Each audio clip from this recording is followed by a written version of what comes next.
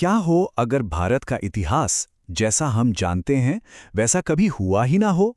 आइए आज एक ऐसी ही विचार यात्रा पर चलते हैं। एक ऐसे भारत की कल्पना करते हैं जिसका विकास का रास्ता कभी टूटा ही नहीं। चलिए इस वैकल्पिक समय रेखा की गहराई में उतरते हैं। और यही वो एक सवाल है जो इस पूरी सोच के दिल में है। जरा सोचकर देखिए, अगर बाहरी हमलों और अंदरूनी कलह की वो आंधियां सदियों से जमा हुए हमारे ज्ञान और परंपराओं के दिए को बुझा न पाती, तो आज का भारत आखिर कैसा दिखता। तो देखिए, हमारे सामने दो रास्ते हैं। एक जो असल इतिहास का रास्ता है, जहां बार बार रुकावटें आईं, ज्ञान के बड़े बड़े केंद्र मिटा दिए गए और सभ्यता को कई बार अपनी नींव ही दोबारा बनानी पड़ी। और दूसरा रास्ता है हमारी कल्पना का, एक अखंड मार्ग जहां विकास की नदी बिना रुके लगातार बहती रही। तो सवाल यह है कि इस वैकल्पिक भारत की नींव आखिर होती क्या। इसकी कल्पना तीन बहुत ही मजबूत स्तंभों पर की गई है। आइए एक एक करके इन तीनों स्तंभों को समझते हैं। सबसे पहला और शायद सबसे जरूरी पिलर वो है हमारी शिक्षा व्यवस्था। इस वैकल्पिक भारत में गुरुकुल प्रणाली सिर्फ बची नहीं रहती, बल्कि वक्त के साथ और भी विकसित होती। ये सिर्फ रट्टा मारने वाली पढ़ाई नहीं होती, बल्कि ज्ञान को असल में जीने की कला सिखाती। छात्र गुरु के साथ रहते, सेवा करते, शास्त्रार्थ करते, जिससे उनकी सोच और समझ असाधारण लेवल पर विकसित होती। अच्छा, दूसरा पिलर है ज्ञान को सिर्फ किताबों में बंद ना रखना, बल्कि उसे अपनी रोज की जिंदगी का हिस्सा बनाना।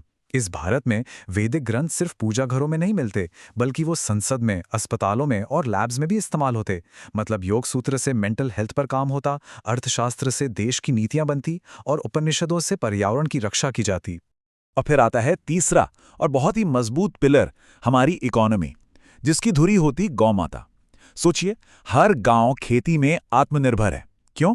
क्योंकि खाद, कीटनाशक, ऊर्जा सब कुछ गाय से ही मिल रहा है। किसान कर्ज के बोझ तले दबे नहीं है, बल्कि गांव के गांव समृद्ध हैं। ये एक पूरी तरह से सेल्फ सफिशिएंट और सस्टेनेबल मॉडल होता। तो चलिए, अब जब हमने बेसिक समझ लिए हैं, तो इस अलग भारत की एक सैर पे निकलते हैं। देखते हैं कि ये जो सिद्धांत हैं, ये जमीन पर असल में कैसे दिखते। सबसे पहले चलते हैं कश्मीर। यहां आक्रमणों के बिना ये शैव दर्शन का एक अटूट ग्लोबल सेंटर होता। मार्तंड सूर्य मंदिर आज खंडहर नहीं, बल्कि एक भव्य, हमेशा विकसित होने वाला जीवंत तीर्थ होता। यहां के गुरुकुल दुनिया की टॉप यूनिवर्सिटीज बन चुके होते। और इकोनॉमी पूरी तरह से गौमाता पर आधारित, जहां सीढ़ीदार खेतों में पंचगव्य से केसर और सेब की ऐसी फसलें होती कि दुनिया देखती रह जाती। कश्मीर के बाद हमारा अगला पड़ाव है काशी।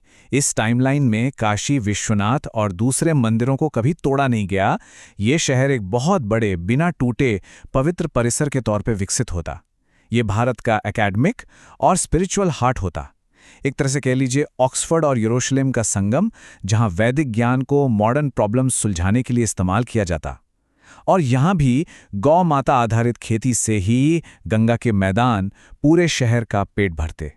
और अब रुख करते हैं ब्रजभूमि की ओर, वृंदावन और मथुरा। सोचिए जरा, यहां के मंदिर कभी तोड़े ही नहीं गए, बल्कि वो कला, संगीत और रासलीला के इतने बड़े सेंटर्स बन गए कि दुनिया भर से लोग आते। यहां भक्ति सिर्फ एक भावना नहीं, बल्कि ज्ञान और साइकोलॉजी का एक प्रैक्टिकल रूप है, जो लोगों को जिंदगी की मुश्किलों से लड़ना सिखाती है। और भगवान कृष्ण की प्रेरणा से यहां गौ संरक्षण सबसे बड़ा धर्म होता, जिसकी वजह से यह दुनिया का सबसे बड़ा और सबसे अच्छा डेयरी इंडस्ट्री हब बनता। अब जरा पूरब की तरफ चलते हैं। बंगाल, पाल और सेन राजवंशों का वो सुनहरा दौर यहां कभी खत्म ही नहीं हुआ। विक्रमशिला जैसी यूनिवर्सिटीज लगातार फलती फूलती, और बंगाल साइंस, आर्ट्स और लिटरेचर में दुनिया को लीड करता।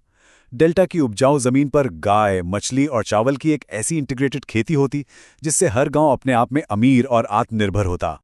अब हम बात करेंगे उस एक घटना की, जो अगर ना हुई होती तो शायद सब कुछ ही अलग होता। वो घटना थी नालंदा की महान लाइब्रेरी का ना जलना। 90 लाख! जरा इस नंबर को फिर से सुनिए, 90 लाख! ये सिर्फ एक आंकड़ा नहीं है, ये उन मैन्युस्क्रिप्ट्स, उन पांडुलिपियों की तादाद है जो नालंदा की आग में हमेशा के लिए खो गईं। जरा सोचिए, अगर मैथ्स, मेडिसिन, एस्ट्रोनॉमी और फिलॉसफी का ये पूरा का पूरा महासागर बच जाता तो क्या होता। और यहीं से शुरू होता है नॉलेज का वो कंपाउंडिंग इफेक्ट, मतलब ज्ञान का चक्रवृद्धि प्रभाव।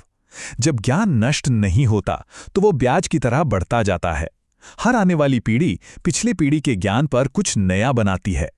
नालंदा के बचने का सीधा मतलब होता कि भारत दुनिया का अनडिस्प्यूटेड नॉलेज सेंटर बना रहता और हमारी साइंटिफिक तरक्की शायद सदियों आगे होती। तो ठीक है, हमने पिलर्स देख लिए, शहर देख लिए, पर इन सबको मिलाकर ये सोसाइटी, ये समाज आखिर दिखता कैसा? चलिए इसके बड़े असर को एक साथ देखते हैं।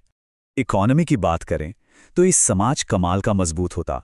गांव पूरी तरह आत्मनिर्भर होते, किसान अमीर होते और कारीगरों के जो संघ थे, जिन्हें श्रेणी कहते थे, वो ट्रेड और आर्ट्स के पावरफुल सेंटर होते। पैसा कुछ हाथों में जमा होने के बजाय पूरे समाज में फैलता, क्योंकि असली दौलत तो गांव में बन रही थी।